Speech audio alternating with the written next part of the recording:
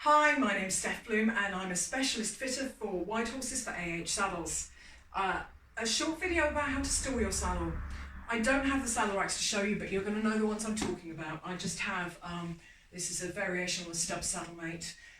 So many of you will have those kind of spoon-shaped wire racks. They became very popular because there was an idea that they supported the whole saddle, the panels, and you wouldn't wear away the leather in the channel of your saddle. Well, how many people are going to look at your channel? How long is it going to take on a smooth plastic single pole rack to wear away the leather where it's actually a problem? It was a problem that never really existed unless people were very negligent and kept grit under their saddle. So the pole racks are still a really good way to go. For a traditional English saddle, really they're absolutely fine. You can always tape a little bit of softer foam around them, and particularly if you have an issue with a very narrow or very wide channel, you might need to look at that. Make the pole a bit wider with some foam on, but make sure it's not wider than your channel. You don't want it pushing up into the corners of the panels, either side of the channel underneath here. You don't want them pushing in there. But the spoon-shaped ones are a problem. I have regularly posted pictures of dents. Sometimes you can almost see the wire itself sitting in the panel. You know, it's narrow, it's like 1 centimetre wide. Other times they're a little bit wider and shallower.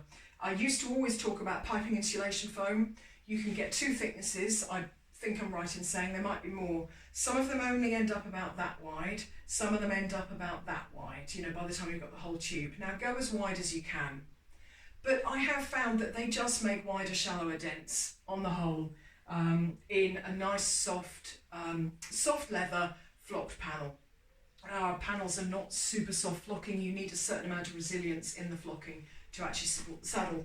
So what do I recommend? Yeah, dig out an old pillow. Seriously, it's one of the best things you can put under your saddle. Duct tape it on round the saddle rack just loosely. It's got, a nice amount of padding. It's thick. If you fold up something dense and hard like a towel, all it does is push the pressure straight up through to the saddle. It might take a bit longer to dent it, but it will still dent it.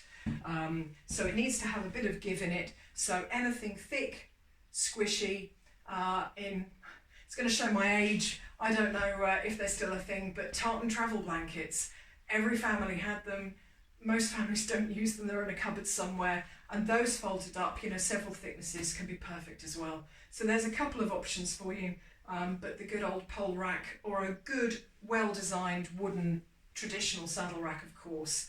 And again, watch out for any roughness on the wood and how it contacts your saddle. But really look at what you're putting your saddle on. You spend a lot of money on it, look after it.